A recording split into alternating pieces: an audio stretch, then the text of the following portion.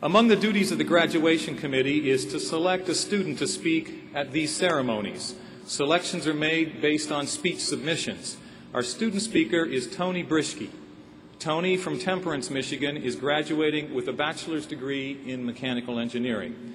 He's been very active in campus life, including Lloyd Hall Scholars Program Resident Advisor, University of Michigan Engineering Council, creator, writer, and editor for the College of Engineering's newsletter, The All-Nighter, coordinator for the Michigan Space Grant Consortium's Wonders of Flight in the Detroit area pre-college engineering program. Tony will design appliances in General Electric's Edison Engineering Development Program in Louisville, Kentucky, while earning a master's degree in mechanical engineering. Tony, we look forward to hearing from you.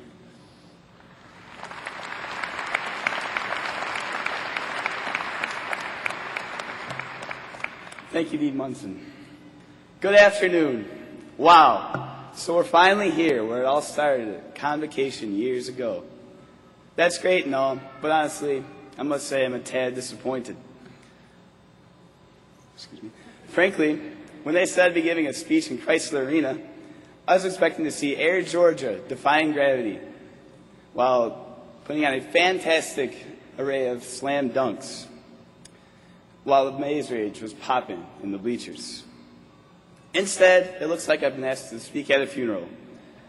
Everyone being dressed in black, and unfortunately we won't see each other much more at all, if at all. But the legacies we have created here together will forever live with us, and that vibrant, amazing blue spirit shines bright through these black robes. As we gather here today, we must remember that we would not be here without the support of our families, as well as our professors, GSIs, and friends.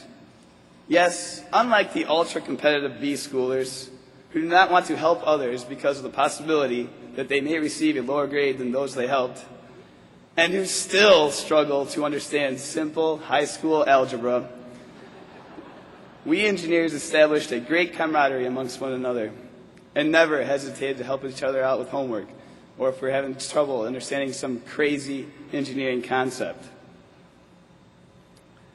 Although we may not have had as much leisure time as many of those in LS and Play, we made up for it our senior year. And even better, we did not have to go through at least two more years of schooling to obtain a respectable job. Although it is no coincidence that we have an engineering newsletter that's named The All-Nighter, we still managed to brush our teeth, take a shower, and even change our clothes at least a few times a week. In the meantime, some of you calculated the stresses, strains, and torsion on beams, while computer science majors learned to evaluate potential significant others on the binary system. 0 for, no way in hell, and 1 for, yes, very nice, I like you, do you like me? And electrical engineering majors learn that less resistance is encountered when you date in parallel as opposed to in series.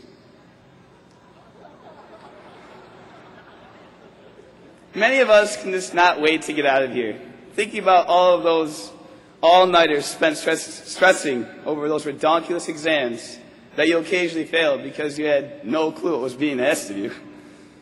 Getting all too fond with the Duderstadt Center on Valentine's Day on a date with an engineering textbook of your choice.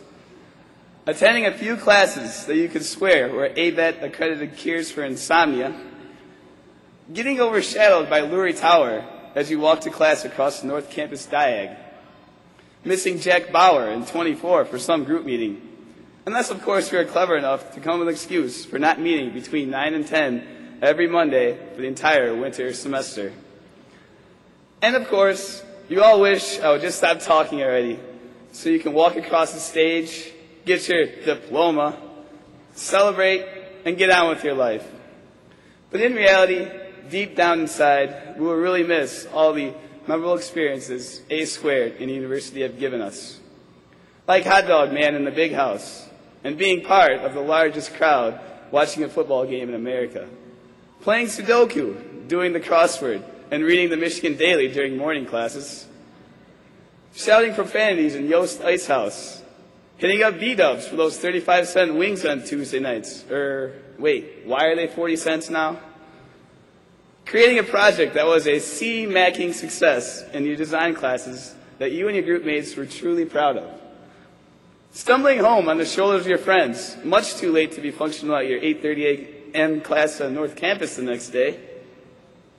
Ingesting greater volumes of Panda Express than you thought your stomach could handle. Drinking quantities of green beer over the past few years that likely exceeded your body weight. Visiting Dominic's patio to sip sangria. Clogging your arteries at Blimpie Burger. Going to Ashley's for those tasty, imported forms of social lubrication. And who would have ever imagined that flipping a red Solo cup would be so much fun? We all know it took a lot of work, perseverance, toughness, and maybe a few tears to make it here today. But hey, we did it. So sit back, relax, and soak in this great accomplishment of yours with your friends and family. But don't forget that starting tomorrow, we're out to change the world, as the leaders and best never fail to do. And believe it or not, there really is a Michigan difference. And you will all realize that in the real world if you have not already done so. I have. I wish everyone the greatest of success and fortune in the future in doing whatever it is that is a catalyst in your life. Never give up on anything and keep moving forward. And since all good speeches end with great quotes, wherever you go, go blue! Thank you.